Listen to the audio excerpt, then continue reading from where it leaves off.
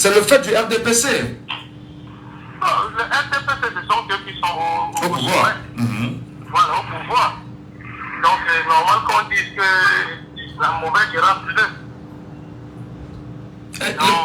Vous avez également le tribalisme. Il y a le tribalisme et la mauvaise gérance. Comment vous visez le tribalisme concrètement? Bon, avec les débats un peu de partout, par exemple, comme le débat de monsieur, comment on l'appelle encore là, le monsieur qui insulte les gens, qui a insulté l'héros national.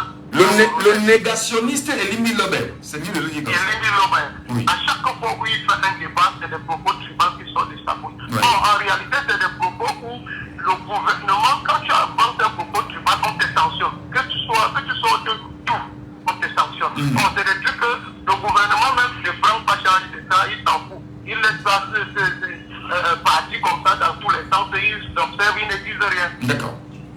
Ouais. Alors, en 40 ans, je veux dire, le gouvernement camerounais qui, dans sa majorité, tient les membres du RDPC, les administrations n'ont rien fait, rien n'a évolué en 40 ans pour vous? Ouais, rien n'évolue, rien. En dehors de la souffrance, parce que quelquefois on peut dire qu'on a gardé quelque chose, parce que dans la souffrance qu'on nous a habitués, ça nous a poussé à développer certaines façons de vivre le plan B dans la vie. Donc, M. Biarré a félicité. Bien sûr. Il a félicité parce qu'il vous a permis de trouver des plans B, un problème. Ouais, puisque dans tous les cas, quand ça ne va pas, tu fais tout et tout pour chercher de quoi manger. Ouais. Voilà. Très bien, merci. Il y a les opportunités qu'on peut donner aux citoyens camerounais, mais on ne donne pas. Il faut que tu vas aller travailler quelque part, il faut que tu aies un parrain, bâtisse ou elle. On fait comment? Très bien. Merci beaucoup, mon cher frère, depuis Bonne Amérique. Allô, bonjour. Allô? Bonjour, monsieur Michel. Monsieur Saban, bienvenue ce matin. Allô? Nous, on vous écoute, monsieur Saban. Oh là là. Allô? Oh là là, monsieur Saban, c'est compliqué de vous avoir. Allô, bonjour. Bonjour, Michel. Raoul. Affirmatif. Nous vous reconnaissons par la voix. On était très fidèles. Bilan des 40 ans du RDPC, vous n'y êtes pas, hein, je sais. Je sais que vous n'êtes pas du RDPC. Évidemment. Mais si on fait un bilan, est-ce qu'on peut penser comme certains que tout est totalement négatif avec le parti au pouvoir? Non, c'est très négatif parce que le RDPC en fait c'est un parti que nous avons aimé au départ avec le libéralisme communautaire. Ils sont arrivés avec un très bon programme. Il y avait un beau chef d'État, bien galant. Et il nous a dit qu'il devait nous amener vers une voie très positive avec le libéralisme communautaire et tout ce qu'il a prévu. Et il y avait des chansons, non à la corruption, non au népotisme. Mais après quelques années, nous avons compris qu'il nous a mené en bateau. Il s'est entouré d'une groupuscule de personnes qui se croient tout puissants. C'est ça, en fait, c'est ça le problème. Le problème, c'est qu'il n'était pas bien entouré. Non seulement lui-même, il n'avait pas le temps pour gérer son pays, parce qu'il a passé plus de temps en Suisse qu'au Cameroun. Et vraiment de Dieu, nous sommes tombés dans une misère totale, dans une dictature sans autre pareil. Et la corruption était au paroxysme. Il y avait les pouvoiristes, c'est-à-dire que des demi-dieux se multipliaient au jour. Quand tu fais quelque chose à quelqu'un, il disait que mon Dieu qui est disait ça, c'était pas la justice, c'était pas de qualité. Il aurait suffi qu'il ait quelqu'un qui est un peu bien placé. En tout cas, le RDPC s'est montré partie d'un groupuscule de jouisseurs. En fait, c'est ça le problème. Un groupuscule de jouisseurs? Oui, qui n'est pas... Quand vous dites groupuscule de jouisseurs, c'est-à-dire que tous ceux qui sont dans le parti, ou du moins ceux qui sont à la tête du parti, et qui se sont taillés les belles parts dans l'administration camerounaise, en faisant la promotion du parti et en portant leur leader, qui pourraient bénéficier des largesses du pays, sont tous des jouisseurs. Tout à fait. On jouit, on ne pense pas au peuple avec qui il faut jouir. Oui, vous allez voir. Peut-être dans un ministère, par exemple, vous allez dans un ministère, vous allez trouver peut-être plus de 500 personnes qui ne font rien. Ils vont seulement entrer. Dès qu'ils sortent, ils prennent un dossier. Tu es là pourquoi? Je suis là pour telle chose. Ok. Tu as combien? il prend le dossier, il entre, comme il entre comme ça là, c'est comme ça qu'il sort. Hein. Pendant que les gens sont alignés, il y en a qui on a fait 1 semaine, 2 semaines pour le même dossier. Mais il suffit que lui, il entre, on ne sait pas par quel mystère, par quelle chimie, et il revient déjà le cachet et la signature du ministre. Ou c'est ça donc, et quand on dit donc meeting du parti, pourquoi que celui-là va décider que le RDPC quitte au pouvoir? Non, ils sont nombreux dans tous les ministères, les mairies, dans des sociétés publiques, parapubliques, ils sont tous nombreux, qui ne veulent rien, qui ne veulent pas travailler. En fait, c'est un parti des gens qui ne travaillent pas, qui veulent marier sans travail, c'est ça le problème. Parce que tu vas voir aujourd'hui, ils n'ont rien à faire. Tu vas les voir parler, monter, descendre avec la tenue du parti. Ceux qui ont mis la tenue dans le sac, qui sortent du quartier comme s'ils allaient au travail, vous allez voir s'habiller dans les coins de rue. Parce qu'ils ne peuvent pas sortir au quartier avec. En fait, c'est ça, Michel. Très bien. Donc, c'est le bilan que vous faites du RDPC, hein? Oui, c'est le bilan que vous faites du RDPC. Très, très négatif, vous dites. Très bien. Merci beaucoup, Raoul. Vraiment, donnons la parole au Camerounais là-dessus. C'est l'unique sujet de ce matin, c'est l'unique sujet. Les secteurs les plus importants qui nous intéressent dans notre vie quotidienne de tous les jours. Et sur le plan socio-économique. Sur le plan politique, c'est total. Sur le plan politique, le RDPC a reçu. Je vous rappelle qu'en 85, avant 85, c'était l'UNC. L'UNC issu d'un parti unique, dirigé par le président Amadou Haïti. Si vous regardez en 2025, de 1985 à 2025, le RDPC est partout. Sur le plan sociologique, sur le plan territorial, il n'y a pas de parti comme le RDPC. Le plan économique. Ce qui concerne l'économie, il y a beaucoup à redire. Parce que le président de l'RDPC parle de ça. Et on ne peut pas parler de l'RDPC sans parler du pouvoir, sans parler de la base du pays. Et sur le plan économique et socio-économique, il y a beaucoup à redire. Parce qu'il y a beaucoup de choses qui sont passées, il y a beaucoup de différences, il y a beaucoup de sociétés qui devraient être renouvelées, qui devraient être amplifiées, qui devraient mais qui ont disparu du jour d'abord, je ne sais pas pourquoi. On nous a parlé du FMI, alors qu'au départ, on nous avait dit que le FMI, on ne serait jamais là-bas. Mais quelques mois après, on fait recours au FMI. Donc, sur le plan économique, il y a matière à réfléchir. Il y a certainement des différences quelque part, mais il y a beaucoup de déceptions. Beaucoup de déceptions. Alors, je ne sais pas si je peux développer, mais c'est quoi? Non, mais justement, c'est ce que nous on va écouter, hein, ce matin. C'est ce bilan-là qui nous intéresse. Sur le plan économique, il y a des structures qui devraient plutôt être développées, qui devraient nous amener plus loin. Je donne quelques exemples. Je donne l'exemple, par exemple, de la Camer. La Camer, l'homme d'elle-même aujourd'hui, c'est un échec total. Je prends l'exemple de la, comment dire ça, de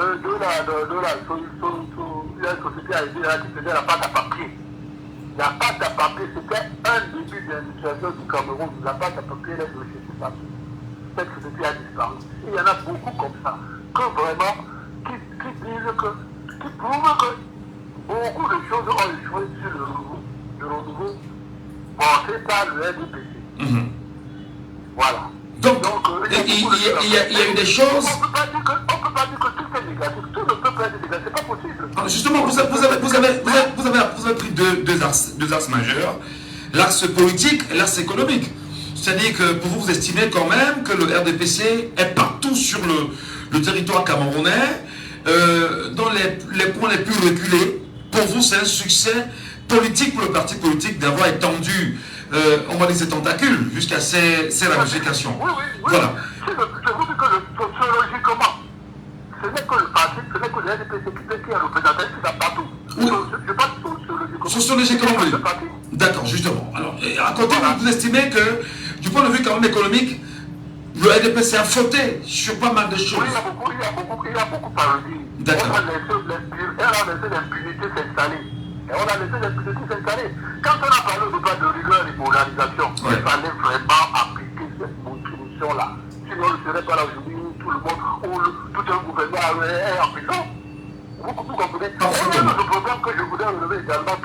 l'échec du renouveau. Le nozo est une carte noire sur le renouveau, sur le PNDP. Le nozo le président ne devait pas laisser le nozo. Il fallait faire tout pour qu'on n'ait pas ce problème. Le président va mourir, mais il va laisser cette carte noire sur sa conscience. Parce que le nozo est un problème pour vous maintenant. Même s'il y a beaucoup d'améliorations, ça reste un problème. Voilà. Merci pour votre contribution ce matin, Black. Et puis c'est très intéressant de nous ramener sur des éléments comme ça. On a envie de vous écouter. C'est 59. Allô? Allô? Je rappelle les codes d'accès. Les numéros de téléphone pour nous avoir, les voici. À ceux qui nous appellent aussi, voici les numéros de téléphone pour nous avoir en direct. Cessez de m'appeler sur mon numéro privé. Cessez de m'appeler sur mon numéro privé. On ne peut pas renvoyer, vous insistez. Voici les numéros de téléphone pour nous avoir. Le C59 92 48 80, C59 92 48 83 ou le C74 39 79 04 ou vous nous appelez au C54 40 19 13 par WhatsApp ou par appel classique. On vous prendra en antenne. Alors bonjour. Oui, Michel. Bonjour. Bonjour, Michel. Oui. Oui, c'est Donald. Donald, bienvenue ce matin, Donald. Merci. 40 ans avec le RDPC, quel bilan s'applique au parti de la Flamme? Bon, déjà, c'est vrai que dans les 40 ans, je n'ai pas 40 ans du coup, mais je vais quand même faire une analyse comparative. Une analyse comparative? Oui. Bah, est-ce qu'il y a eu autre chose fait avant? Oui, Ou en face? il y a eu un président avant. Et un président avant? Oui, c'est ça que je vais arriver. D'accord. Je pense que pour mieux comprendre ces choses, il faut interroger l'identité de développement animal pour mieux comprendre si un pays avance ou un pays recule. Et l'idéal seulement est basé sur certains éléments tels que l'accès à la santé, l'accès à l'éducation, l'accès à certains services de base, l'accès à certaines libertés. Et je pense que s'il faut donc rentrer dans, s'il faut étriquer cela, je vais vous prendre un élément.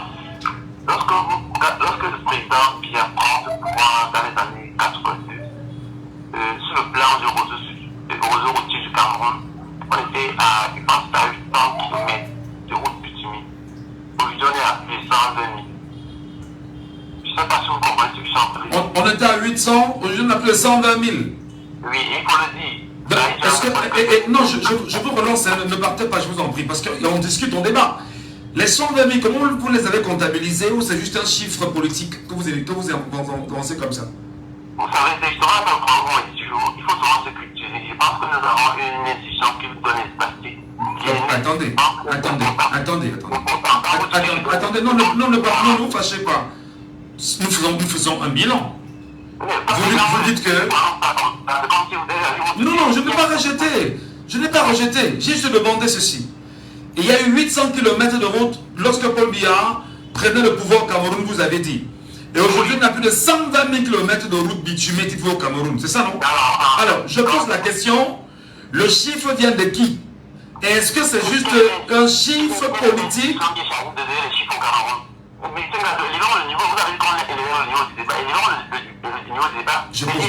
Je pose la question. Je pose la question. Non, mais sauf qu'il y a des questions qu'on devait poser. Non, si.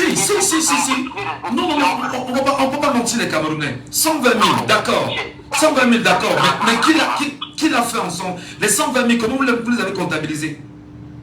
Qui a fait ces chiffres-là? Pour votre futur personnel, n'est-ce pas? Il y a ce qu'on appelle le journal des travaux. Vous pouvez les retrouver. Allô? Nous vous écoutons. Oui, vous pouvez les trouver au ministère des Travaux publics. Et votre téléphone aussi. Au lieu de tirer avant, vous pouvez prendre votre téléphone, vous tapez de manière à aller voir les statistiques dont je vous donne là. Donc ça vient du ministère des Travaux publics en fait, c'est ça? J'ai dit, ça vient de l'INS. Je ne veux pas en parler. L'Institut national des statistiques. Ok, très bien. Avançons, allons-y. Maintenant, je vous dis, les 8 ans de métier a été fait à 22 ans de gouvernance par M. Aïdou. Maintenant, je vais avancer. Sur le plan de la démocratie, il faut le dire qu'aujourd'hui, on a une certaine multiplicité des médias à la fois qu'aujourd'hui, chacun peut s'exprimer comme je le veux. Du coup, c'est ce plan, c'est le plan politique, comme le père a dit, il y a beaucoup d'avancées. Aujourd'hui, on a libéralisé la parole, on a un certain nombre de médias, on a un certain nombre de partis politiques. Maintenant, je continue. Je peux vous relancer un peu, ne partez pas. Vous parlez bien sûr des avancées démocratiques, des libertés en matière d'expression, la création des médias, etc. Et bien évidemment même du multipartisme, entre autres, si on peut le dire ici. C'est une avancée, dit-on, sous le RDPC, c'est ça? Mais l'Afrique a libéralisé du temps. On a libéralisé, on en jouit véritablement.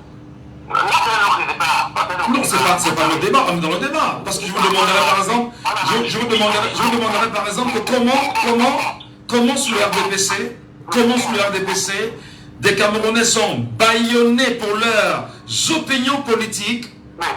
Permettez, ne vous fâchez pas, on débat, oui. Parce que c'est votre technique, moi il connaît habitué à ça. Les autres, vous les laissez parler. Chaque fois qu'on intervient, je vous relance juste en fait.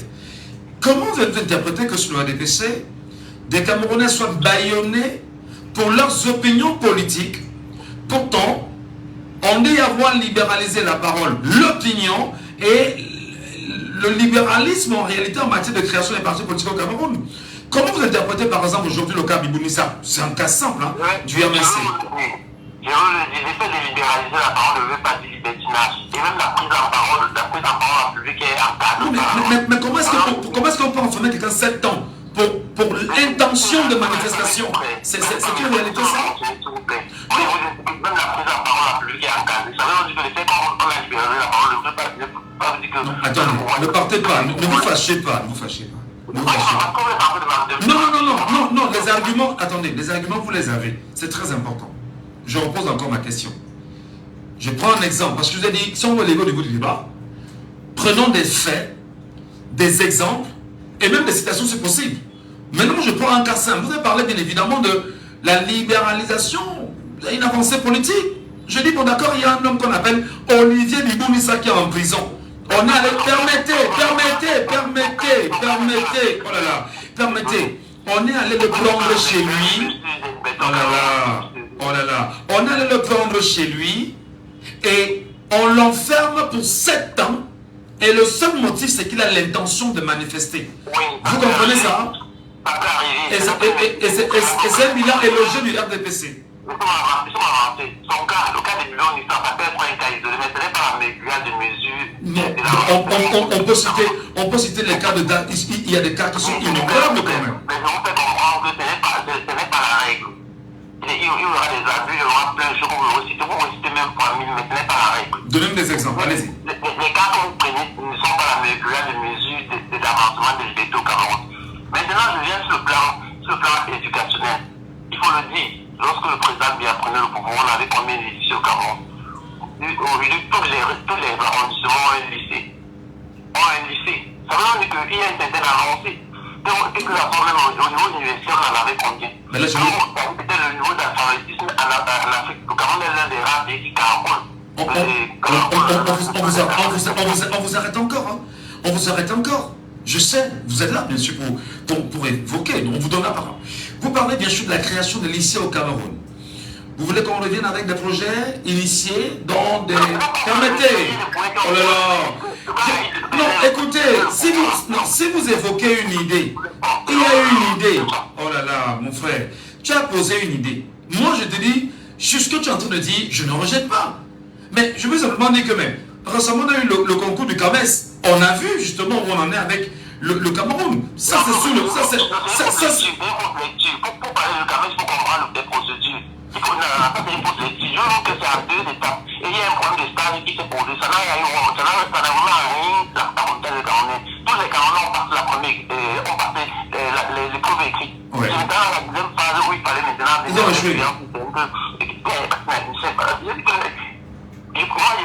j'ai juste appris parce que j'ai constaté que il y a des gens qui peuvent s'exprimer sur le plateau, vous les écoutez religieusement, ils ne disent pas toujours les choses de pays. Je peux quand même te relancer, non? Vous voulez pas entendre, vous mesurez, et ça ne fait pas avancer le débat. Si vous dites que dans un pays démocratique... Donnez-nous les arguments. Non, vous me laissez continuer.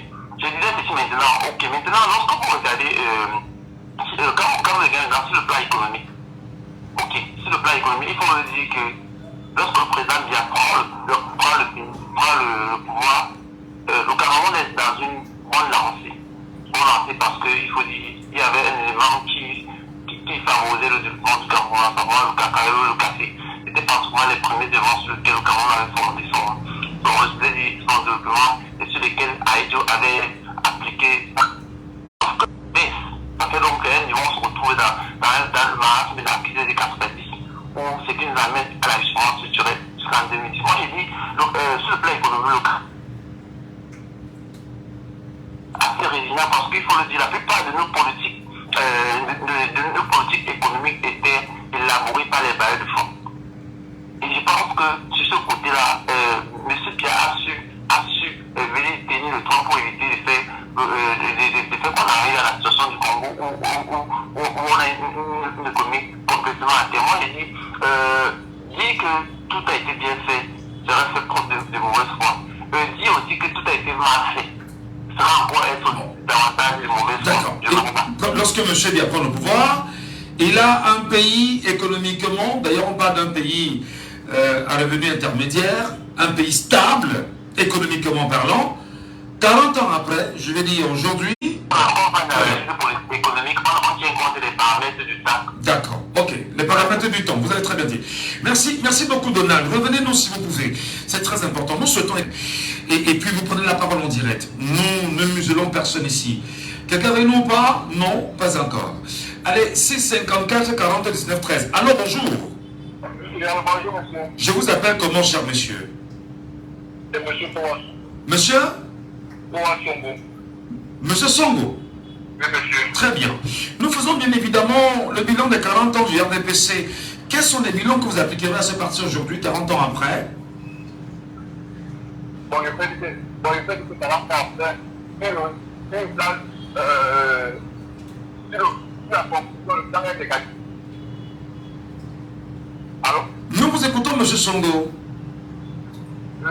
Sur le plan de M. Pouas, le plan est négatif. Oui. Pourquoi?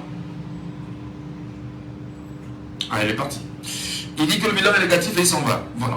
On voit bien sûr que lorsque vous prenez la parole, que vous dites c'est négatif parce que 1, parce que 2, parce que 3, etc. Et ça nous permettra d'avancer. Alors bonjour. Bonjour, Michel. Je vous appelle comment? Monsieur Diapon, depuis Douala. Merci. Monsieur Diapon, depuis Japoma, c'est ça, non? Oui. Très bien, c'est un auditeur fidèle.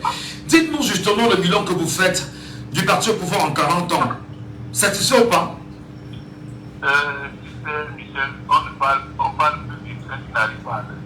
Oui. Donc le RDPC, c'est un train qui n'arrive pas. Ils ont fait tout ce qu'ils pouvaient faire, mais vraiment, il y a beaucoup de choses qu'ils auraient dû faire. Ils ont laissé prospérer tellement de choses, le tribalisme, le vol, la corruption et tout ça. C'est ça qui cadre leur bilan. Vous voyez comment tout un gouvernement, son premier ministre est en prison. Ça ne vous dit rien, vous attendez encore que ça. Je rappelle qu'il n'est plus en prison. Hein. Mais il était. Voilà, d'accord.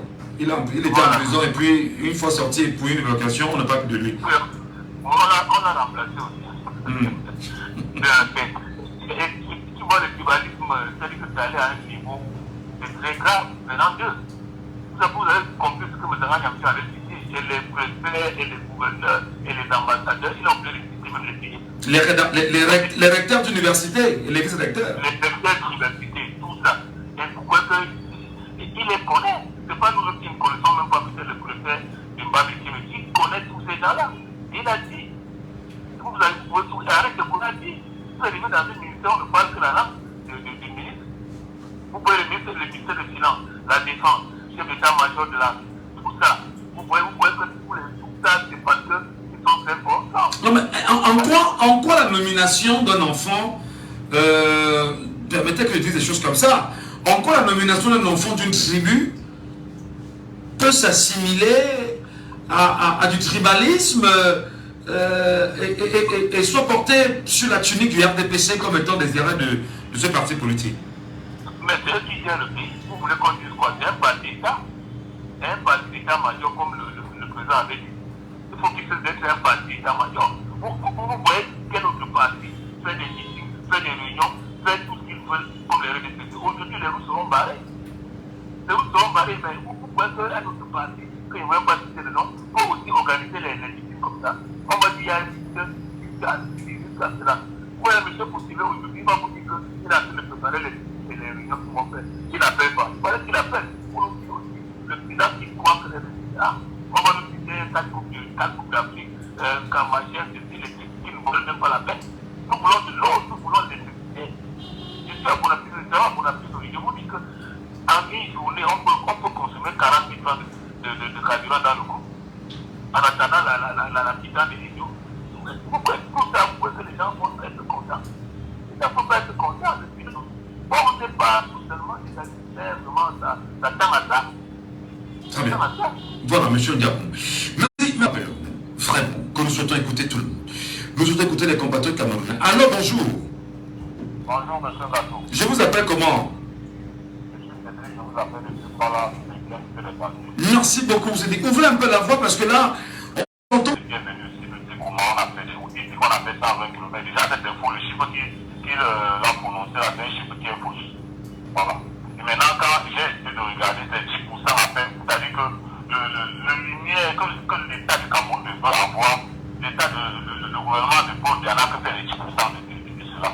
Et quelqu'un vient pour nous pondre ça comme une prouesse. C'est-à-dire que 10%, 1 sur 10, il dit que c'est innovatif. Maintenant, parlant des écoles qu'il a dit, moi, dans mon village, par exemple, on a le lycée, mais c'est pas l'État qui a construit ce lycée dans mon village. Pas du tout. Il y a plein de villages au Cameroun qui ont été, les lycées ont été créés par des élites de ces villages-là. Et simplement, on a invité l'État du Cameroun à venir, voilà, simplement prendre l'agrément. J'en connais. À l'ouest du Cameroun, par exemple. Voilà. Donc, il ne peut pas venir nous pointer cela comme une avancée de l'RDPC. Non. Je vais dire quoi? L'explosion démographique, le modernisme fait en sorte que les choses évoluent de manière naturelle et sympathique. C'est du RDPC. Il viendra me dire que j'utilise le téléphone Android parce que le RDPC est au pouvoir. Est-ce qu'il voudrait me dire comme ça là? Moi, ce que je veux dire, c'est que c'est un bilan qui est totalement négatif. Et tellement fait de promesses fallacieuses qui nous ont promis, par exemple, l'usine d'engrais de Céostel sera alimentée par le semences de en 2013. Nous sommes en 2021, rien. Un consortium de Norvégiens produit 150 à 300 mégawatts d'électricité à IDEA. Nous sommes en 2015, nous sommes en 2025, rien. Dans le cours de Douala sera rénové à hauteur de 153 milliards de francs CFA. Nous sommes en 2012. Nous sommes aujourd'hui en 2025, rien du tout. Projet de 168,5 milliards de francs CFA pour développer la culture des arbres fruitiers. Nous sommes là en 2015. Nous sommes aujourd'hui en 2025. C'est toujours rien du tout. Monsieur Gasson peut assister au temps. Seulement, création d'un centre d'analyse des produits agro-industriels. Nous sommes là en 2017. Nous sommes en 2025. Où en sommes-nous avec? Le Cameroun vise l'énergie mondiale de la production dans la cadre grâce à un programme visant à planter 1000 hectares dans la cadre. Nous sommes en 2017, nous sommes en 2025. Où sommes-nous avec ces projets? L'agence et tout cet agence aujourd'hui. La pénétrante, le tout récent, la pénétrante est qui était prévu pour la Coupe d'Afrique. Nous sommes aujourd'hui en 2025. Mais justement, on est parti des grandes ambitions aux grandes réalisations, avec la force de l'expérience. On peut peut-être revenir sur l'homme lion des années 92, etc. Des formules pour présenter bien sûr M. Biya comme étant le modèle d'une démocratie. Lecture faite, il est ce modèle-là pour vous aujourd'hui ou pas? Non, il n'y a pas de démocratie. Tout à l'heure, vous avez demandé à ce militant d'expliquer comment est-ce que Bouboune Sassou peut se retrouver à la prison de Kondenga. Il a dit que c'est un cas isolé, qu'il peut avoir des abus comme ça. Alain Fouquet, le cas le plus récent, le jeune frère de Gaoudéré qui a présenté des cas d'anité, des milliers de cas d'anité. Djubaïrou.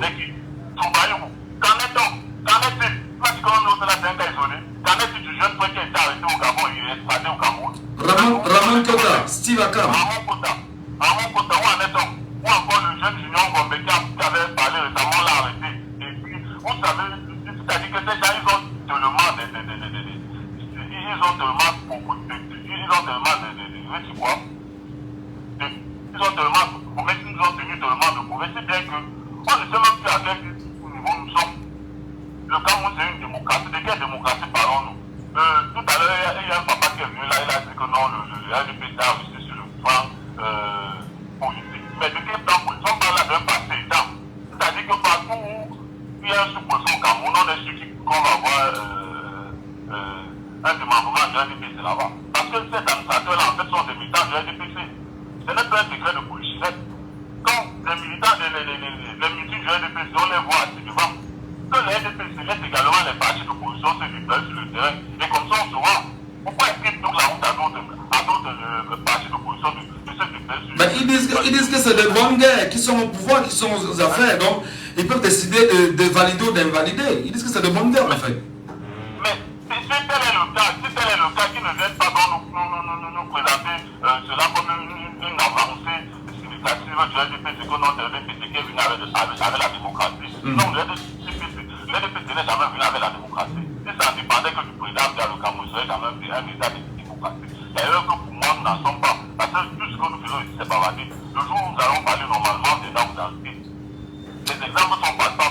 On vient arrêter un homme devant sa femme et ses enfants, et puis il comme 7 ans. Motif quoi? Il a pensé marcher. C'est quelle histoire ça? Il a l'intention de marcher.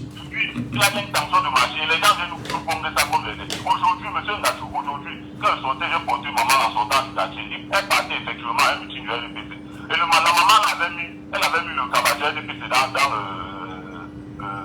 dans son sac. Oui. Dans son sac. Moi, j'ai vu, elle n'a pas pu me retenir. Elle dit que, mais la mère, comment vous sortez pour aller à votre meeting et puis vous ne portez pas la vie? Je dis que la maman là m'a regardé pour me manger avec elle. C'est-à-dire qu'elles ont même, ces militants ont même honte d'eux-mêmes. Pour aller à leur meeting, il faut qu'ils s'habillent, ils portent les habits. C'est au lieu du meeting pour commencer à s'habiller. C'est quelle histoire ça? C'est quelle histoire ça? Tout ça parce qu'on veut soutenir quelqu'un qui a un pouvoir très jeune. Aujourd'hui, les yeux, nous on dit que bon, tu es arrivé très jeune. Libère le plancher, donne la place aux jeunes. Ils disent non. Le jeune Donald qui appelle, il dit, monsieur Donald, vous ne pouvez pas être député. Vous ne pouvez pas être président de l'Assemblée nationale. Voilà. Mon frère, merci. Les gens qui ont les 97 d'années. Merci beaucoup, madame, monsieur, je vous en prie. Il est 10h sur les antennes de Jambo FM. On se reparle dans une prochaine minute. Et nous allons retrouver bien évidemment Estelle Gondji pour cette nouvelle semaine qui nous retrouve avec le bulletin d'actualité.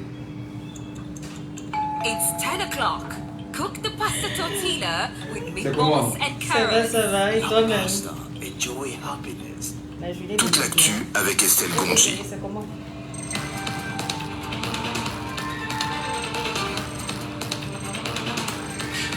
Et bien évidemment 10h sur les antennes de Jambo FM et 10h au Cameroun. Estelle Gondji, bonjour.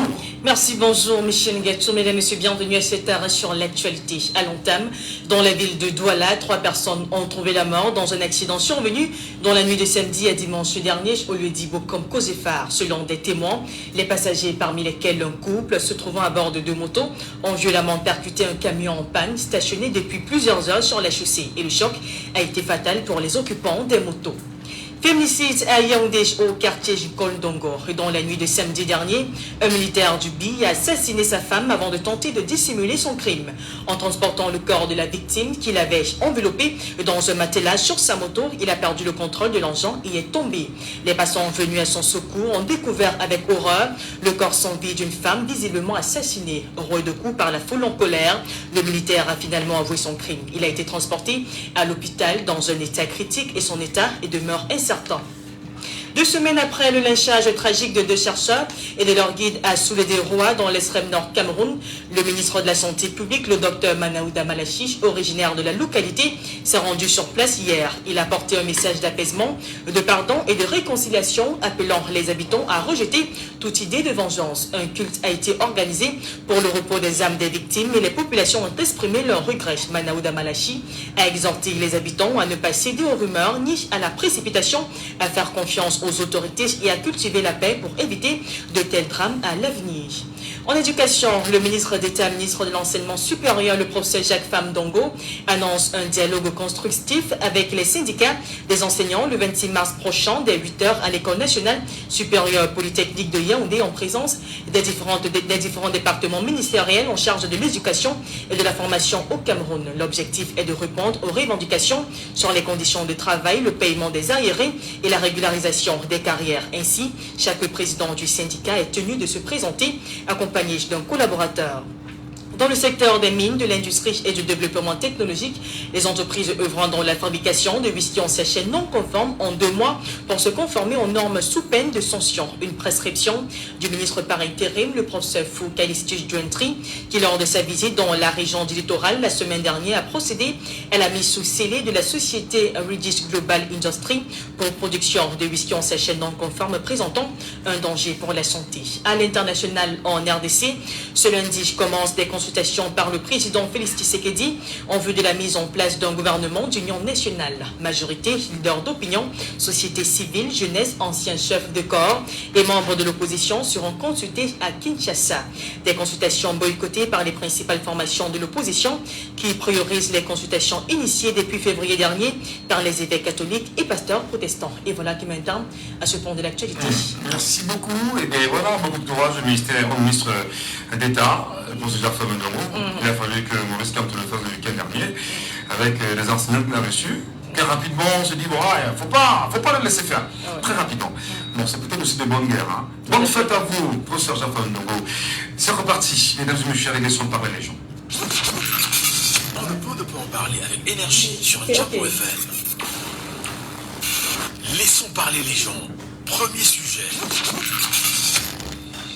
40 ans avec le RDPC, quel bilan s'applique au parti de la flamme aujourd'hui? Quel regard gêne les Camerounais exactement sur ce parti politique 40 ans après sa naissance? Je rappelle, le 24 mars 1985 à Bamenda, à l'issue bien évidemment des appels incessants à remettre en place un leadership à la tête de l'UNC. D'ailleurs, des membres de l'UNC, qui étaient les membres du bureau politique, avaient exhorté le président de la République, M. Paul Biya, à organiser un congrès. Mais bon, il fallait bien sûr organiser ce congrès-là, qui a vu le jour, hein, qui s'est vu organisé à Bamenda le 24 mars 1985. Et à l'issue de ce congrès, comme disait quelqu'un, c'est le seul congrès où on est venu en tenue de l'UNC et on est reparti avec la tenue du RDPC. Nous sommes exactement le 24 mars 1985. Le regard des citoyens camerounais sur cette question-là, c'est très important d'en parler ce matin. Comment vous appréciez le RDPC 40 ans après, du point de vue politique, du point de vue économique, du point de vue socio-culturel? Y a-t-il eu des avancées ou pas? Madame, Messieurs, appelez-nous et bien sûr, prenez la parole. Nous irons tout de suite sur le panel prendre les auditeurs, naturellement, et bien sûr, les écouter. Laissons parler les gens, libérons la parole. Nous libérons la parole avec Gami Rebecca ce matin avec nous sur le panel. En espoir de l'écouter, bien évidemment, ce matin, Gami Rebecca, est-ce qu'il est avec nous? Est-ce qu'elle est avec nous? Ça peut nous rassurer, peut-être pas encore. Gami Rebecca n'est pas encore à nos côtés. Gaël, Piston le Grec, est avec nous ce matin. Gaël, est-ce qu'il est avec nous? Là, oui, il est avec nous. Bonjour Gaël. Allô, bonjour. Bonjour Michel. Nous vous écoutons Gaël. Bilan du RDPC 40 ans après, qu'est-ce que vous en dites-vous? Michel, bonjour à tous également. Personnellement, pour être très direct, je dis le bilan est nul. Je vais prendre des exemples consécutifs. Nous parlons ici, par exemple, de l'habitat, des routes. Moi, je préfère prononcer les mots, les routes. Nous n'avons pas de routes au Cameroun. Quand vous prenez la nationale, je crois que c'est Yaoundé, le nord, Gaoundéré, la route n'est pas bonne. Tout ça là. Vous prenez Douala, l'ouest. La seule nationale, la seule route qu'on a actuellement au pays, qu'on peut remercier la CAN pour cela, c'est la nationale numéro 4 Yaoundé-Bafoussa. Nous passons maintenant dans l'interurbain, dans nos différentes villes. On a quelle ville? À part Garoua, que toujours grâce à la CAN, on a essayé de faire un peu. Bafoussa, dans l'intérieur, Yaoundé, Douala, et ainsi de suite. Mais c'est la catastrophe que c'est le même. Vous comprenez que le bilan est catastrophique et nul parce que même au sein du RDPC, il n'y a pas une entente. Et on le vit également chaque jour. Comment vous expliquez que quand un ministre délégué, je ne sais pas quoi, sort un membre du RDPC, sort fait une autre, signe un décret portant sur ça. Un autre ministre délégué sort demain, demande, dit non, il n'est pas d'accord avec ça, il ne parle pas au nom à son nom. Donc, au sein du RDPC, moi j'ai remarqué qu'il n'y a pas une entente. Au sein du RDPC, ils ne sont pas un parti. C'est chacun qui se lève, tire la couverture de son côté, quitte à ce que ça plaise ou ça déplaise à d'autres, et les mêmes autres qui reviennent, certains viennent encore contredire que non, moi je ne suis pas d'accord. Comment vous expliquez? Michel, toujours au sein du RDPC, le président de ce parti politique au sein du RDPC, c'est... Attendez un peu. Michel, j'ai écouté un débat hier où j'ai appris que le président de la République, en fait, je détaille mieux. Le président d'un parti, une fois qu'il est élu président, il n'est plus censé être président du parti parce qu'il est président de la République de tous les Camerounais. C'est écrit où là? Par conséquent, il ne peut plus faire partie. C'est écrit où? C'est écrit où? Non, j'ai écouté, je pose la question. Non, faites attention. Selon la Constitution. Non, faites attention à la manipulation. C'est pourquoi nous vous disons tout le temps qu'il y a des médias au Cameroun, et des acteurs des médias, peut-être pas les acteurs des médias, mais des gens qui interviennent sur des plateaux parce que le but c'est d'inonder le peuple avec des informations portées sur des mensonges. Et je vous ai toujours dit ici que un mensonge entre les mains de 1 million de personnes devient vérité. Et c'est bien sûr une technique communicationnelle. Donc on ne peut pas vous laisser le redire ici. Paul Biya jusqu'en 2021, Paul Biya était le président de son parti, le RDPC, parce que depuis 2021, il n'est plus le président de son parti, le RDPC. Pourquoi? Parce que son mandat étant de 5 ans est déchu en 2021. Ça, c'est ce qu'il faut retenir. Et il n'y a rien il n'y a pas un texte de loi au Cameroun qui vous dit que si tu es président de ton parti, tu ne peux pas être président de la République. Non, c'est faux. Il y en a, ça n'existe pas. Mais allez-y. Donc pendant qu'on n'y est pas, il y a un président de la République du Cameroun, mais il n'est pas président de son parti, le RDPC. Allez-y. Et vous chutez. Donc il n'est pas président. D'accord. Là, je retire le mot pour dire donc que le RDPC, en 40 ans d'existence, le bilan est catastrophique. Oui, ça c'est mon point de vue. Merci beaucoup. Merci beaucoup Gaël, c'est très intéressant qu'on en parle. Emma Rose est avec nous justement, j'espère que je vais l'écouter. Emma Rose est avec nous ou pas? Emma Rose, bonjour. Bonjour Michel. Vous êtes très attentive et vous êtes avec nous depuis un petit moment, Emma Rose. Votre analyse de 40 ans de parcours du RDPC, nous vous écoutons madame. Alors, je tiens à repréciser déjà que lorsqu'on parle de bilan, il n'est pas question d'énumérer en fait ce qui a été fait. Ouais. Lorsqu'on parle de bilan, même en termes de santé, le médecin ne va pas se contenter de vous dire vous avez X grammes d'hémoglobine. Non. Encore heureux que vous en ayez, c'est normal.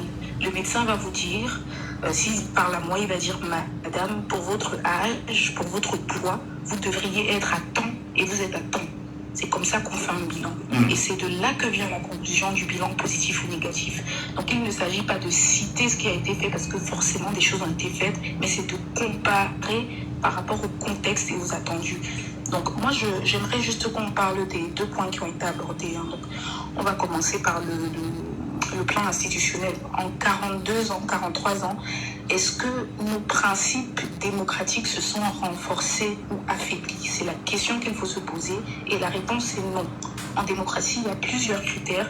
Le premier, c'est la séparation des pouvoirs, qui suppose que les 3 pouvoirs, donc l'exécutif, le législatif, le judiciaire, soient indépendants l'un de l'autre. Et lorsqu'on regarde le régime, on va voir que le chef de l'exécutif, j'ai nommé le président de la République, est en même temps le chef de la magistrature suprême.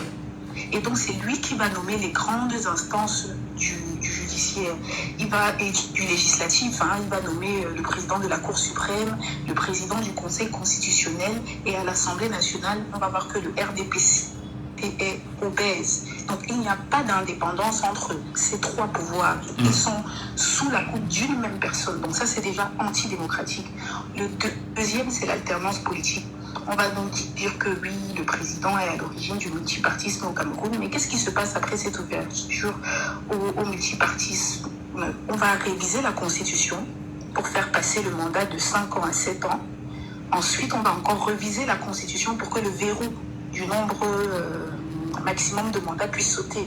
Donc, les artistes vont vous dire qu'on appelle ça la danse bafia, qui est bien rythmée, c'est-à-dire qu'on fait un pas en avant, on fait 2 pas en arrière. Les mathématiciens vont vous dire que ici c'est plus 1, moins 2, ce qui équivaut à moins 1. Donc, c'est négatif. Et le troisième, c'est le respect des droits et des libertés fondamentales. Moi, je ne veux pas revenir dessus. Lorsqu'on voit le musellement de la presse, lorsqu'on voit les interdictions de manifestations, les cas de torture, on a même un ministre qui se targue d'être le Moulinex. Et le Moulinex va broyer, ce qui est totalement négatif. Et juste pour finir, par rapport au sujet des routes, il faut qu'on fasse très attention. Avant 1960, le Cameroun comptait 3000 km de routes. C'est un réseau qui était principalement constitué des routes coloniales qui avaient été mises en place par les autorités françaises, britanniques et allemandes sous le régime communal. Ça, vous avez l'agence de régulation du secteur routier, l'ARSR, qui le stipule. Avant l'arrivée de M. Paul Biya en 1982, le Cameroun comptait 8000 km de routes praticables. 8000 et non 800, comme on disait Donald tout à l'heure. Non, 800. Il a dit 800, aujourd'hui il dit que c'est 120, c'est 320 000, quelque chose comme ça. Alors justement, il y a une nuance, et c'est là où la manipulation entre en jeu. C'est-à-dire qu'avant l'arrivée, on a 8000 km de routes praticables. Donc on est à 5000, 8000 moins 3000. Avant, on a 5000 km qui ont été réalisés sur une période de 22 ans. Donc le règne de Idio. Donc on est sur une moyenne de 200 km de route par an. Actuellement, le Cameroun est à 121 000 km de réseau routier national. Et dans ces 121 000 km, on a 10 000 qui sont bitumés, ce qui fait à environ 9%. Il faut qu'on fasse très attention aux termes. Parce que l'idée n'est pas seulement d'avoir des routes, il faut que les routes soient praticables.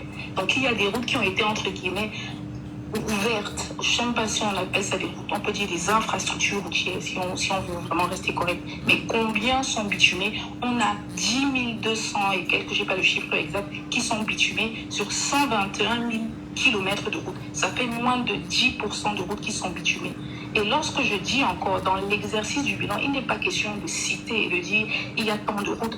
Regardons le coût de ces routes. Regardons le nombre de temps pendant lesquels ces routes ont été construites.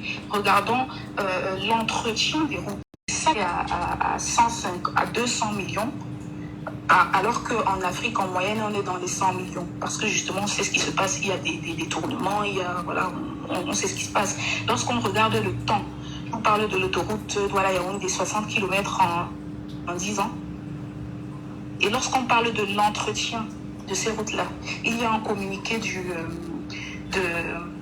d'un ministre qui parlait de 49% de routes qui sont entretenues au Cameroun. Donc, on a 51% qui ne sont pas entretenues. Donc, même si le Cameroun avait 100% des routes bitumées, la moitié n'est pas entretenue, ce qui revient donc, et ce qui est beaucoup plus dangereux même que de ne pas avoir de route, parce que c'est ce manque d'entretien qui crée les accidents. Donc lorsqu'on fait un bilan, l'idée n'est pas de dire il y a ça, il y a ci, il faut apprécier ce qui est fait au vu de tous ces différents paramètres là. Je m'arrête là pour l'instant. Merci infiniment, chère dame. Merci bien évidemment de lever le niveau du débat. C'est ce qu'on attend. Et bien, ça nous fait plaisir. Surtout, c'est une dame qui le fait. Stop, je sais pas, stop tribal. Quelqu'un nous appelle en direct.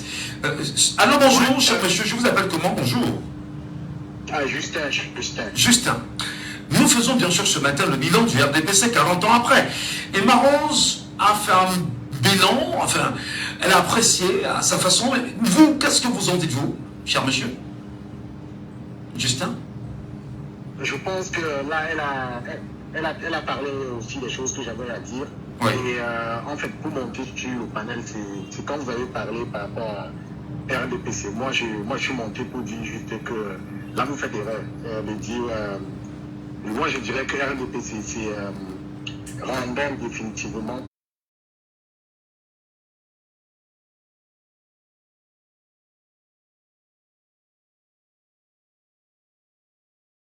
En ce moment, je dirais que l'âge du président, c'est pas, on ne peut pas lui manquer de respect. Si peut-être il était encore jeune, c'est qu'on pouvait faire, c'est de prendre la route et il monte dans le véhicule, on prend la route pour aller au nord. Comme ça, lui-même verra son boulot. Des choses que je devais rajouter. Merci beaucoup, merci infiniment. Juste un TSK, c'est Doudou, voilà, je l'espère. Bonjour à vous. Bienvenue TSK, bonjour. Bonjour. 40 ans avec le RDPC, quel bilan s'applique au parti de la Flamme?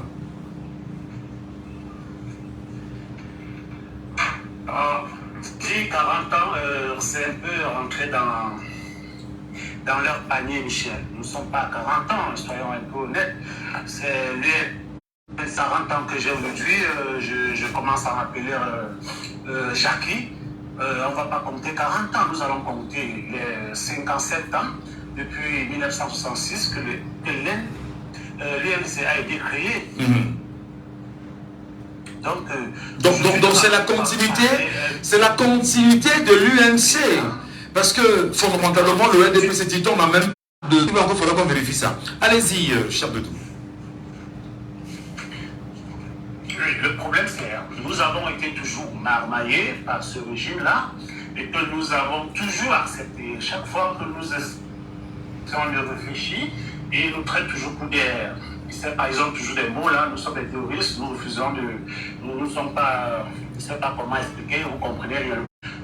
Qui est là, en 85 à Bamenda, c'est le même groupe qui avait toujours été à la tête du Cameroun, qui a pris une continuité. Donc nous n'allons pas parler de 40 ans. Sauf si nous voulons marcher, comme ils sont en train de dire, nous allons continuer aussi à avaler tout ce qui nous explique. Donc j'ai suivi la dame. Franchement, je suis très content de tout ce qu'elle a raconté, de tout ce qu'elle a dit. Parce que ce sont des vérités. Mais est-ce que nous allons passer le temps chaque fois à nous dire oh, on avait 800 km de route et aujourd'hui nous avons 1200? Est-ce que vous pouvez aussi vous poser la question, Michel? En 40 ans, qu'a fait la jeunesse camerounaise, nous-mêmes? Est-ce que nous allons continuer chaque fois à écouter ce que ces gens vont dire? Ouais, vous vous posez une question, vous êtes une jeunesse, mais c'est pas vous qui gouvernez, à ce que je sache quand même, non? Oui, mais le problème c'est ça. Le problème c'est qu'ils sont tellement intègres.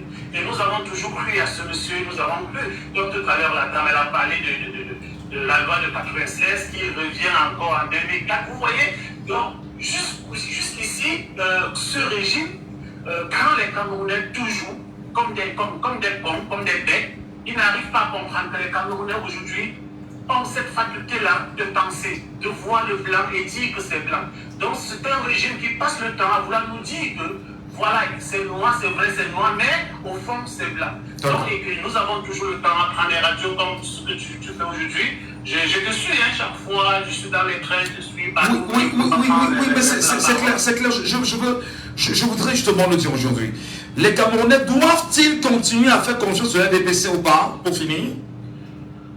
Les Camerounais n'ont jamais fait confiance, nous le savons, c'est ça le problème, Michel. C'est comme si on ne se comprenait pas. Les Camerounais n'ont jamais fait confiance à ce monsieur. Jamais. Non, j'ai dit au parti, pas au monsieur. Jamais. Non. Oui.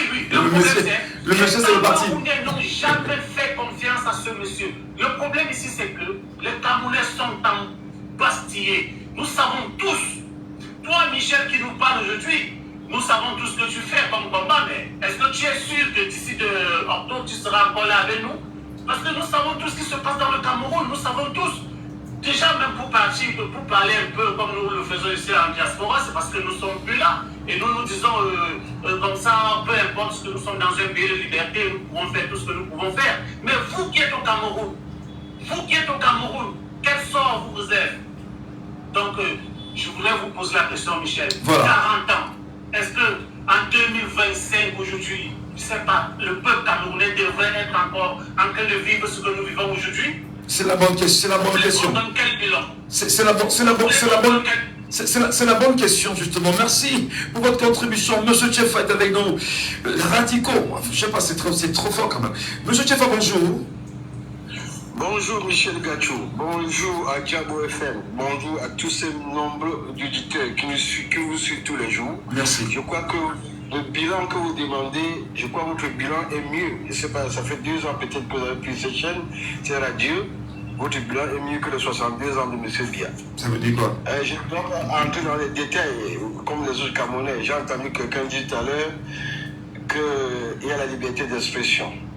Donc pour moi, je veux demander à ces Camerounais qui sont là aujourd'hui, si le RDPC, il y a la liberté d'expression, Boubou Nissa fait quoi en prison? Alain Fogué, Ramon Kota, Ouazizi, Martinez Zogo. Alors que M. Biya nous avait dit, il veut qu'on retienne de lui, comme celui qui a ramené la démocratie, la paix et la prospérité. Est-ce que sur les 3 choses, il nous doit nous laisser quelque chose? Dans les 3 choses, est-ce qu'il y a un Camerounais qui est conscient qu'on a la paix, on a la prospérité, ou bien on a la liberté? Monsieur Ngachou, c'est simple. Je crois que c'est ce que je ressens depuis quelques jours. Quand je me lève, je vois ce qui circule sur les réseaux sociaux. Je me dis, qu'est-ce qu'on attend? Le monde entier nous regarde. Et les Camerounais continuent à faire une distraction sur les réseaux sociaux. Quand je vois les poubelles, quand je vois les enfants traverser les routes à Yaoundé, et le trottoir est rempli de poubelles, je pose la question tout simplement qui est simple. Est-ce qu'on attend une catastrophe, une épidémie comme Ebola au Cameroun pour pouvoir se lever? Le Premier ministre, on a fait savoir qu'il a fait 2 semaines. Il y a 2 semaines, il a convoqué de tout ce qui se concerne les habitants au Cameroun. Jusqu'aujourd'hui, on n'a pas de résultat. Nous avons encore les mêmes images. Voilà le bilan dans les rues de Yaoundé. Nous avons le problème d'eau. Les gens vont dire qu'il y a le coupure d'eau aux États-Unis. Il y a les trous dans les rues aux États-Unis. C'est ce que les Camerounais entendent à nous dire. Mais je vous dis tout simplement, qu'est-ce qu'on attend pour éviter une catastrophe au Cameroun avec l'épidémie que l'on voit sur nos rues depuis 2023. Je dis bien, depuis décembre 2023, le président de la République, dans son discours de fin d'année, a dit: je vais donner l'instruction à mon gouvernement pour l'instabilité dans tout le territoire du Cameroun qui est dans la ville de Yaoundé, Douala et Garoua. Jusqu'à aujourd'hui, nous avons encore des poubelles. Donc, voilà le bilan que je vois, elle est catastrophique. Si on ne peut pas seulement enlever les poubelles devant nos maisons, alors que les gens paient les impôts, comme les autres disent qu'on ne paie jamais les impôts au Cameroun. Ils savent qu'on prend les milliards qu'on dépose tous les jours. Maintenant, c'est dans ce point-là que je veux dire aux Camerounais, qu'est-ce qu'on fait pour que ça s'arrête? Allez vous inscrire, allons voter utile en octobre 2027. Merci, bonne journée à vous. Bonne journée, cher monsieur Tchefa. Young est avec nous ce matin sur les antennes de Djambo FM. Young, bonjour. Oui, bonjour monsieur Michel. Nous faisons le bilan des 40 ans. Quelqu'un a dit tout à l'heure qu'on ne peut pas parler de 40 ans, on va parler de 57 ans du RDPC. C'est-à-dire que c'est l'UNC devenu le RDPC. Décidément, on célèbre quoi aujourd'hui? Monsieur Michel, pour vous dire vrai, en matière de je vais dire de durée ou d'ancienneté du RDPC, moi je ne m'y connais pas trop. Mais moi j'aimerais répondre à la question posée en ce qui concerne le bilan. Si en 43 ans... Non, 43 ans, c'est le temps qu'a fait le chef de l'État à la tête du pays. Aujourd'hui, il a 92 ans, il est arrivé à 49 ans, et il a déjà fait 62 ans d'administration. Donc, on est dans 40 ans de la naissance du RDPC sous la bannière, la nouvelle naissance de l'UNC sous la bannière du RDPC. Allez-y. Ok. Je disais, si en 4 décennies, on n'a pas pu se construire une autoroute, moi je ne veux même pas parler d'énergie, je ne veux pas parler du système de santé et autres. Bon, si on a décidé de ne rien faire, au moins on devrait redistribuer les richesses. Mais si on veut parler même en termes de redistribution des richesses, monsieur Michel, je vous assure que là encore même c'est un autre débat qu'on va soulever. Parce que moi je vais vous dire une chose.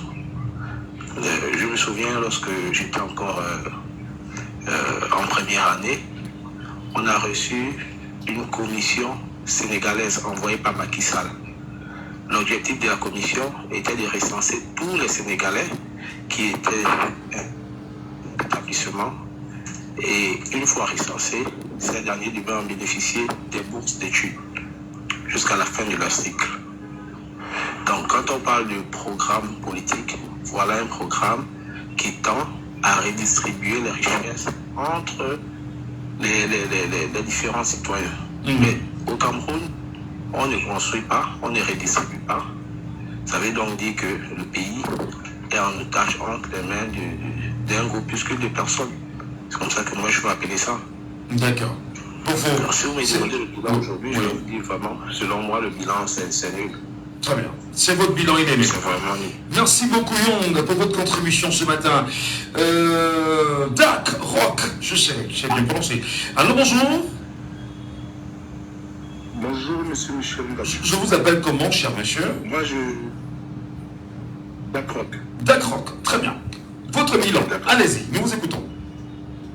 Mon bilan, je vais le faire en sorte de prière. Je vais le faire en sorte de prière pour que n'importe qui puisse me comprendre. Seigneur, nous venons devant toi avec un cœur lourd, un porte-monnaie vide et une carte de lecteur inutile. Voilà le bilan que Mbia nous a laissé. Les routes sont pleines de nids de poules, mais nos peaux sont plus creusées que l'asphaltée. L'eau potable ne coule pas dans les robinets, mais les milliards coulent dans les compteurs en Suisse. L'électricité joue à cache-cache, mais le courant du mal reste stable. Seigneur, lorsque moi je veux voyager pour aller quitter le Douala pour arriver à Yaoundé, je tiens avec moi les gris-gris de mon grand-père. Je tiens avec moi la Bible de Jésus, le Nouveau Testament et l'Ancien Testament. Je tiens avec moi le Coran. Et à chaque coin de la route, je commence à prier Seigneur, que Seigneur, pardon, sauve-nous, aider, sauve-moi. Voilà le bilan que Mbia nous a laissé, vivre dans la peur et dans la famine. Seigneur, si Mbia ne veut pas partir, envoie-lui un wifi divin pour qu'il capte enfin le réseau et que tu l'envoies dans le paradis de l'enfer. Non, attends mon grand. Non, la prière est bonne, tu vois, mais attends, le Saint est en train de nous écouter là. Donc je ne veux pas te laisser dire qu'il faudra envoyer quelqu'un en enfer. Parce que le Saint me dit que je t'ai laissé le dire, pour me sanctionner après. Voilà, faites le paradis de l'enfer. Je vous en prie. Faites votre prière, mais ne nous exposez pas, je vous en prie.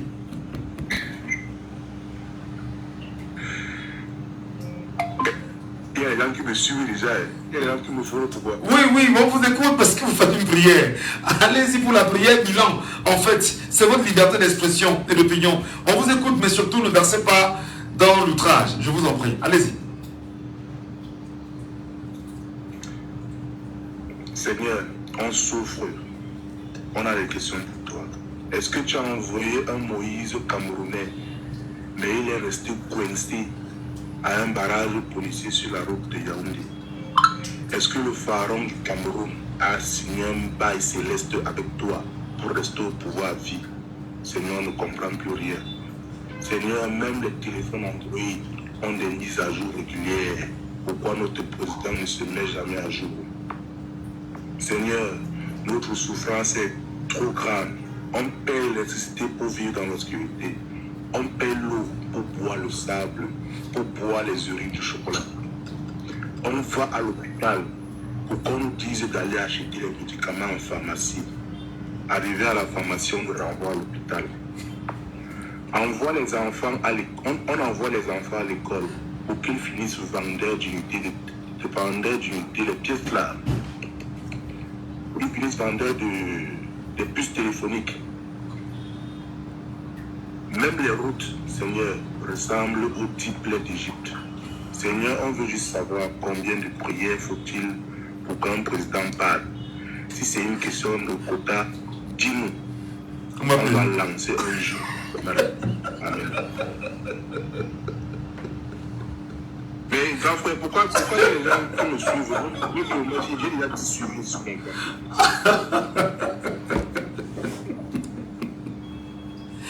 Merci. Merci beaucoup, Darok. Ok, c'est une bonne journée. Alors, bonjour. Bonjour. Je vous appelle comment? Je m'appelle Gaston. Nous vous écoutons, Gaston. Mais il paraît que vous continuez à rire, là, monsieur Ngacho. Non, j'en peux plus. Les Camerounais ne sont pas gentils. Mais comment ils ne sont pas gentils? Ils sont en train de dire des choses. Mais on s'attendait pas à une prière comme celle-là ce matin. Ah, oui, c'est très bien. C'est de bonne guerre, hein. Mais il va falloir prier dans cette émission chaque jour. C'est très important. Oui, peut-être. Mais ça ne changera rien. Votre bilan, je vous en prie, nous vous écoutons. Mon bilan, je suis militant du RDPC. Ça va vous surprendre. Mais, quand on nous demande de faire le bilan du RDPC, je vais d'abord laisser le bilan économique. Pourquoi? Pourquoi? Parce que ça ne m'intéresse pas. Moi, je reviens au parti, dans le parti, le RDPC elle-même. Dans le RDPC, nous de la base, nous avons demandé à nos élites de faire reviser le code électoral. Parce que nous avons gagné les élections en 2018. Dans le parti? Dans le parti, oui. RDPC? Oui, RDPC, oui. Ça s'est passé comment? Dites-nous un peu ça. S'il vous plaît, nous avons demandé, nous de la base. Oui, la base. Nous avons demandé qu'on fasse reviser le code électoral. Oui. Oui. Bon. Parce que beaucoup de gens disent que nous, on n'a pas gagné les élections, Mais quand nous allons sur le terrain, les gens du MRC, du PCS, de tous les autres partis, nous disent toujours, laissez-nous,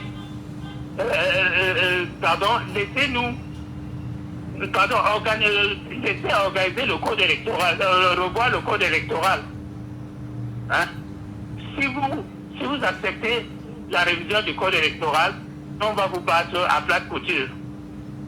Et je demande donc aux militants de mon parti, à nous tous, de faire reviser ce code électoral et on va voir comment l'opposition va nous battre à plate couture. Vous comprenez, monsieur? Nous vous écoutons parfaitement, cher monsieur. Voilà. Non, nous sommes pour qu'on revise le code électoral et on ira aux élections. On va voir donc comment cette opposition va nous battre à plate couture. Là, c'est une suggestion que vous, militants de la base, vous aviez fait au sommaire. Mais qui ne vous a pas écouté en fait? Non, en tout cas, on attend. D'accord. Alors, justement, vous avez dit que vous balayez dans le revers de la main le bilan politique, le volet économique. Ça ne vous intéresse pas? De toutes les façons, ça nous intéresse dans une moindre mesure. Hein. Ah bon? Oui. Qu'est-ce qui vous intéresse? C'est l'organisation du parti, de tous les partis. Il faut d'abord partir de là pour que l'économie donne bien. Très bien. Merci. Merci beaucoup. Merci. Kadasso est avec nous justement ce matin sur les antennes. Alors Kadasso, justement. Allô, bonjour. Bonjour monsieur Ngacho, ça fait un plaisir de revenir encore sur ton panel. Nous vous écoutons Kadasso sur ce bilan de 40 ans du parti au pouvoir. Monsieur Biya, hier, 43 ans déjà, le parti 40 ans d'existence. Vous aviez peut-être 40 ans et plus, je suppose. Vous avez vécu quoi comme expérience dans le RDPC? En fait, ce que moi je veux dire, monsieur Ngacho, c'est que tout à l'heure, il y a un des panélistes qui a dit qu'on va continuer depuis l'UNC. Moi, je veux dire que c'est une manière pour moi de... moi, je dirais que c'est un peu fou. Pourquoi je veux dire? Si vous prenez votre voiture qui est gardée, vous changez le moteur, ce n'est plus la même voiture, hein. Ça devient une autre voiture. Et le conducteur de cette voiture aussi est différent. C'est-à-dire que celui qui doit déjà avoir une nouvelle voiture avec un nouveau moteur et un nouveau pilote fait de lui une autre personne. On fait penser que comme c'est la même carrosserie, ça fait partie de la même voiture. Ça, c'est ce qu'il faut déjà qu'on essaie déjà de faire. Parce qu'on ne peut pas quand même essayer de comparer le bilan, par exemple, de celui de l'ancien président et le bilan actif. Ça, c'est quelque chose de très, très bizarre. Et moi, ce que je veux dire par rapport au bilan du RDPC depuis 40 ans, presque on me dit, le fait c'est que quoi, quand on fait une évaluation à l'école, si peut-être tu as 2 sur 20, on ne t'a pas dit qu'on regarde les 2 sur 20. Je vais vous poser une question à M. Ngacho. Si vous avez votre fils qui vient avec un 2 sur 20 à l'école, tu dois regarder les 2 qu'il a eu ou bien tu vas regarder comme il a eu. Est-ce que tu vas le juger sur les 2? Tu vas dire que mon fils est médiocre. tu vas dire que ça, c'est la catastrophe. Tu ne peux pas venir voir quelqu'un qui a 2 sur 2, on commence à dire que non, regardons au moins sur le 2 qu'il a fait. Et c'est ça qui est souvent dommage à regarder sur certains Camerounais. Ouais, même dans des pays développés où nous sommes, la critique se porte toujours sur le négatif. Même si tu as fait à 90%, on va regarder le 10% pourquoi tu n'as pas fait. Et même dans les pays développés, je vous voyez les élections dans c'est le train qui arrive en retard qui fait problème. Et quand le train arrive à l'heure, ça ne pose aucun problème. Exactement, tu as tout dit, M. Ndadjo. Quand le train a un retard de 2 minutes, tout le monde panique. Ah, pourquoi c'est en retard? Pourquoi c'est en retard? Mais ça vient avec une avance. Tout le monde serait d'accord parce qu'on dit que ça m'arrange. Vous voyez? Et c'est dans cette optique que certains Camerounais sont vraiment éteints. Ils sont vraiment cachés. Au lieu de regarder pourquoi est-ce qu'on n'a pas pu faire ce qu'il faut faire, on regarde, on cherche à dire qu'il a eu à faire ceci. Mais ça, et en plus, à 40 ans, quand même de gestion. Et moi, je dis toujours à ces gens qui passent le temps à le faire, si vos propres enfants vous amènent des moyennes, qui veut dire les 2 secondes, est-ce que vous devez dire que non au professeur, que non, mon fils a quand même beaucoup fait, il a quand même eu 2? C'est ça que je veux vous poser comme question. Ça, c'est quand même, je me pose souvent la question que, et c'est nous qui nous taxons des intellectuels. Mais avec notre intellect-là, pourquoi ne mettons pas ça au service pour dire au gouvernement ce qu'il doit faire, ses devoirs? Ou alors en disant que les gars allons voter et dégager ce gouvernement qui ne sert à rien. Parce que voilà un monsieur qui est venu tout à l'heure en disant que lui, il veut qu'on essaye de changer le code électoral. Mais bien sûr, on veut ça. Donc vous savez qu'eux-mêmes, ils savent que le code électoral est mauvais. Mais il dit quand même qu'il veut qu'on change pour nous battre. Moi, je dis souvent que si quelqu'un de nos jours, au 21e siècle, pas voter le non, mais on peut changer pour davantage verrouiller. On peut le modifier pour davantage le verrouiller. C'est une logique. Peut-être sa façon de vouloir changer, peut-être que c'est juste que bon, on essaye de voir, même si ici c'était un peu déverrouillé, on sait encore plus, on ferme la bouteille pour que l'air n'entre plus, peut-être c'est ce qu'il voulait nous dire. Parce que de toute façon, il y a toujours des gens qui viennent avec des mots et chaque personne sait pourquoi. Parce que avec l'engouement qui se passe au niveau des chiffres et des gens qui ne font que s'inscrire, ils savent bien. Parce que si le gouvernement arrive à dire déjà que les universitaires soutiennent la candidature de Paul Biya, et on regarde que parmi ces universitaires, il y a des gens qui sont décédés. Il y a d'autres qui disent qu'ils ne se reconnaissent pas. Parce que j'ai vu plusieurs personnes venir sur la toile dire que non, quand on a fait cette signature-là, ils ne se même pas au courant. Maintenant, on va te dire que ce sont les Benzekineurs qui soutiennent le chef de l'État. Vous voyez à quel niveau eux-mêmes ils sont en train de faire une panique parce qu'ils cherchent des soutiens qui n'ont même pas de sens. Bon, parce que bientôt, on va vous dire, voilà, dernièrement, on nous a dit que ce sont des prisonniers qui font le soutien. Comment quelqu'un peut être incarcéré, mais lui faire le soutien de celui qui est dehors? On n'est peut-être pas dans le sujet là, Kadasso, on est peut-être dans le sujet parce que c'est peut-être sur l'actualité, vous faites en réalité le lien avec le bilan. Qui pour certains est catastrophique, d'ailleurs non vous l'avez dit que c'était catastrophique. On va poursuivre le débat, hein, très vite catastrophique. Pour chuter rapidement, on sort, non? La parole est à l'autre. Je vais chuter en disant ceci, parce que c'était juste pour faire le parallèle avec le monsieur qui a dit que si on essaye de changer le code électoral... Allons-y rapidement, Moi je vais juste chuter en disant ceci, en disant qu'en 2025, on a vraiment des échéances électorales et il est temps pour nous passer à autre chose que le RDPC. Très bien. Là, ils ont échoué sur toute culture. Voilà, merci beaucoup, cher monsieur. C54 40 19 13. Lyon Blanc est avec nous, bien sûr, ce matin, en direct. Alors, bonjour, cher monsieur, et bienvenue sur Jambo FM. Bonjour.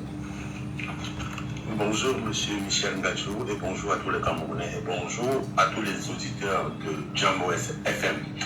Je dirais que le bilan du RDPC est néant. Néant? Je ne connais pas. Oui, il est néant. Il est néant. Ouais. Selon les 43 ans, seulement à regarder à côté, c'est vrai que beaucoup de personnes ne souhaiteraient pas qu'on compare le Cameroun aux pays voisins. Même sur l'éducation seulement des Camerounais à devenir des hommes, je crois qu'on nous a même émasculés.